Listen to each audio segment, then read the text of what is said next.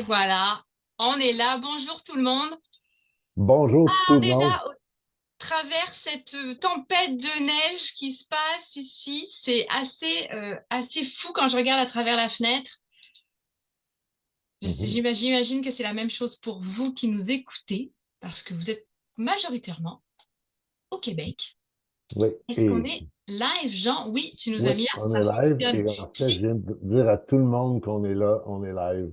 Tu sais. Si tu es là, je sais que quelques personnes ont déjà mentionné qu'elles étaient connectées, qu'elles nous attendaient, contentes d'être là à l'heure aujourd'hui.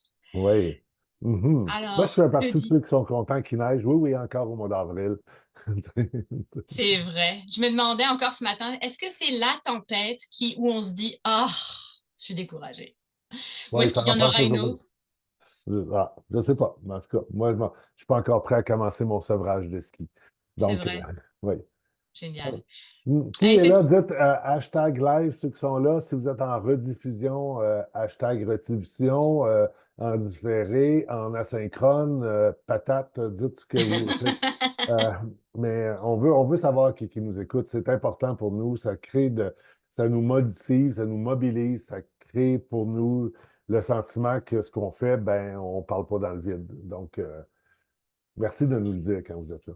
Et le fait que vous réagissiez, que vous partagiez vos commentaires, euh, euh, on vous alimente, vous nous alimentez, et c'est ça l'esprit d'une tribu en fait. Donc Mhm. vraiment, merci d'être là, merci de nous écouter. Aujourd'hui, cette semaine, on parle de ce sentiment que portent souvent les gestionnaires et que peut-être certaines n'osent pas dire, de se sentir pas à la hauteur vis-à-vis de leur dynamique d'équipe. Ça, c'est dur, hein, des fois même à avouer, à assumer ce sentiment-là, hein. On Mhm. se le disait juste avant de commencer, on dit attention, on touche quelque chose de fragile.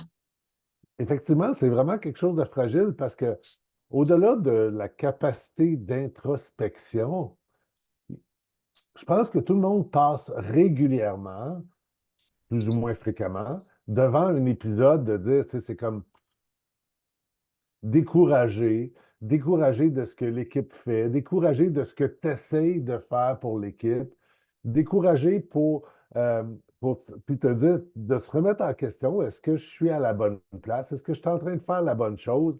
Je mettrais C'est tout le monde dehors, puis je recommencerais ça sur un autre. Non. Euh, il y a plein de vagues d'émotions qu'on peut passer au travers. Ça t'arrive-tu? Tu sais, ça t'arrive-tu de sentir ça de temps en temps? C'est pas C'était évident. c'était pas ce que je voulais. Ah, c'est Ouais. ça le rôle de gestionnaire. My God, que c'est complexe. Mhm. Euh, il y en a beaucoup à gérer. Tu es comme au centre de toutes les personnalités qui gravitent autour de toi. Puis toi, il faut que tu puisses faire du sens là-dedans. Et beaucoup est sur tes épaules parce que dans l'organisation dans laquelle tu es, ben, tout passe par toi. Puis c'est Mhm. beaucoup. Mais c'est vrai que je ne veux pas nécessairement aller dans ce sujet-là, mais je veux dire, c'est lourd. Alors quand toi, tu es de bonnes intentions et tu veux redynamiser ton équipe et tu vois qu'elle est surchargée, tu vois que ça avance pas dans le même sens ou pas à la même vitesse, on en parlait il y a 1 ou 2 semaines de ça, la cadence, il y a beaucoup de choses auxquelles il faut penser quand on veut redynamiser l'équipe. Tu penses aussi, des fois, tu les sens, tu les entends se plaindre et tu dis, My God, j'ai l'impression qu'on se plaint tout le temps et qu'on n'est plus en mode solution. Je n'arrive plus à les tirer. Peut-être aussi fatigué, ça c'est possible. Il faut faire attention. Je te poserai la Parce que question. toi aussi, tu peux être surchargé. Ou en fait, tu es probablement toi aussi surchargé dans ton équipe. Ouais. Mhm. Et là, tu te dis, mon équipe ne peut plus continuer comme ça parce qu'il n'y a pas nécessairement de résultats. Les objectifs ne sont pas atteints, on rame tout le temps, on est désaligné, les gens, je les sens pas motivés vers la vision que j'essaye de mettre en place. Ben, tu sais pas comment l'expliquer, mais par contre, tu vois que ça bloque. Oui. Alors, comment on redynamise une équipe surchargée? Puis en fait, je pense que ça part par toi. Hein? C'est comme comment si toi, tu es un peu débiné, tu es un peu déprimé, ou tu te remets en question sur tes capacités de gestionnaire, ben que tu vas être capable de donner le boost à l'équipe pour se dynamiser. Ouais, tu vois, là où j'irais, moi, avec ça me fait Ouais. rebondir sur quelque chose aussi. Une équipe surchargée, c'est une équipe qui ne prend plus le temps de se poser les bonnes questions. Et quand je dis équipe, c'est gestionnaire inclus, c'est membre de l'équipe, c'est tout le monde. Une équipe en surcharge, elle est constamment le nez rivé sur les opérations et prendre du recul régulièrement pour se dire, est-ce qu'on fait les bonnes choses? Est-ce qu'on peut s'aligner mieux? Est-ce qu'on peut réfléchir à est-ce qu'on peut gagner un peu plus de temps là-dessus, moins là. Bref, ça, c'est une équipe qui ne prend plus ce temps-là et qui ne sait même plus quand elle le reprend comment le faire, tellement le cerveau de l'équipe en tant que tel n'est plus habitué, n'est plus entraîné à faire ça. Et ça, on l'a vu souvent avec les équipes qu'on accompagne, c'est elles sont tellement je vais exagérer. Elles sont tellement à livrer comme des robots, on va dire ce qu'il est, à livrer comme des robots, que le cerveau ne sait plus comment fonctionner plus stratégiquement. Et oui, tout part de toi, gestionnaire, mais attention, peut-être que le déclencheur, c'est toi. Mais moi, ce que j'irais dire très vite, c'est, par contre, va créer une conversation avec l'équipe tout de suite pour que ensemble vous portiez le changement. Tu peux le porter seul, mais je trouve que le porter seul, c'est dur pour quelqu'un, une gestionnaire qui est fatigué et qui en peut plus et qui est bloqué. Porter seul, ah, moi, quand j'entends ça, je suis comme, OK, mais là, moi, j'y arrive plus là. C'est encore à moi de faire l'effort. C'est encore à moi, ça doit partir de moi. Et là, je Ouais, mais dis, là, Chloé, attends, moi, je vais te dire dans ça, là, OK. Mais là, Chloé, là, je comprends ce que tu dis, là, mais oublie pas là, que tu as ton temps facturable ou ton temps que tu dois s'assurer que ton équipe produise. Fait que toi, tu me dis là, OK, je veux que tu prennes 1 heure de temps non facturable à l'équipe. C'est ça que tu me dis. Moi, je suis ton patron, puis je te dis ça, là. Donc, comment tu arrives à l'équipe? Comment tu arrives à motiver? Toi, tu reçois ça d'un côté et de l'autre côté, tu comprends que c'est ça qu'il faut faire. Comment est-ce que tu gères ça? Je te crois. Est-ce que je te crois? oui, probablement, j'aurais besoin, pour un 15 Ouais. minutes de live, pour moi, c'est trop rapide. Ouais, J'aurais OK. besoin d'y réfléchir. Mais c'est sûr qu'il faut se reprogrammer. C'est sûr Mhm. qu'on peut plus penser heure facturable, heure non facturable, juste comme ça. D'abord parce que regarde, juste là, littéralement, penser comme ça, moi, crée un stress. C'est-à-dire que, oh Mhm. là, on a 1 heure, il faut absolument qu'on en fasse quelque chose. Comme pour un cerveau humain collectif qui n'est pas habitué à faire ça, oh là là, il faut se reprogrammer. OK, parfait. J'aime beaucoup ce que tu amènes. Parce que après ça, c'est que tu as la pression de dire OK, on va prendre 1 heure, on va en parler. Puis là, après cette heure-là, on espère que toute l'équipe a eu sa pilule magique. Hein? Mais a eu sa pilule magique et tout d'un coup, badam, tout est revenu, tout est beau. Hein? Parce qu'au-delà de prendre 1 heure, au-delà de vouloir aider l'équipe, au-delà de dire l'équipe va prendre de l'espace, c'est comme, faut amener l'équipe à se muscler, à vouloir constamment être dans un esprit où est-ce qu'on challenge la dynamique d'équipe 2 minutes à la fois. Exact. Donc, c'est Mhm. sur une base régulière. Parce que si tu mets ça en place, tu commences à mettre ça en place de façon régulière à travers des courtes conversations ou des plus longues, dépendamment du contexte. Quand tu rentres ça dans votre culture, tu crées ce qu'on appelle de plus en plus une culture apprenante et une culture qui est capable de s'ajuster face à la situation. Et les équipes en surcharge n'ont plus de culture apprenante. Elles n'ont pas un cadre où elles se sentent confortable et en sécurité pour challenger, à s'ajuster, apprendre, s'ajuster et mettre en place de nouvelles choses.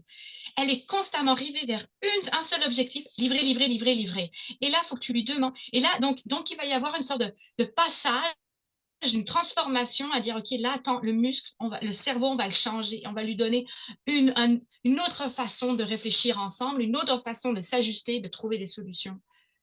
Alors, c'est un passage, mais est-ce que toi, gestionnaire, tu es prêt à aller là? Là, oui, je comprends que ça part de toi, mais après, t'as pas à tout porter seul. C'est ça que je veux dire.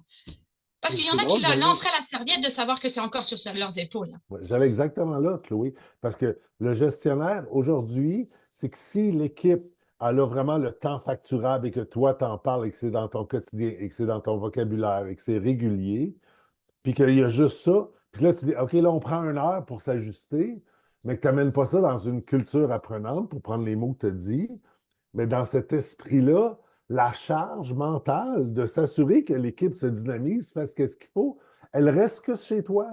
Tu ne laisses Exact. pas de place à l'amener dans l'équipe. Et donc, dans cet esprit, ça va créer de la surcharge à toi. Et là, tu vas dire, OK, j'essaye ça, l'équipe ne le fait pas. Mais OK, c'est parce que ça part que de toi et ça se pitch dans l'équipe, puis tu espères que par l'heure que tu as passée, la demi-heure ou le petit, tu espères que cette petite affaire-là va être la pilule magique qui, tout d'un coup, l'équipe, tout d'un coup, va prendre en considération sa culture, son organisation, son dynamisme, puis va dire, ah ben ah oui, ben parfait, on va le faire maintenant. C'est vraiment progressif, toute cette histoire-là.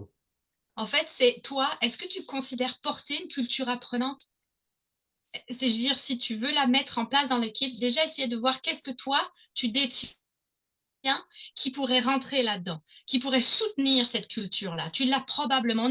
On en a tous un peu. C'est juste qu'on ne prend plus l'espace. On ne prend plus le temps. Je voulais les ramener, ces piliers-là. C'est les piliers d'une équipe qui a un esprit de feu, qui a un esprit de on livre qui est utile, ce qui a de la valeur et ce qui est nécessaire maintenant. On s'assure de le faire dans le plaisir, avec de l'énergie, avec le désir de réussir, oui, mais ça va fonctionner, ces deux-là, si l'espace est créé.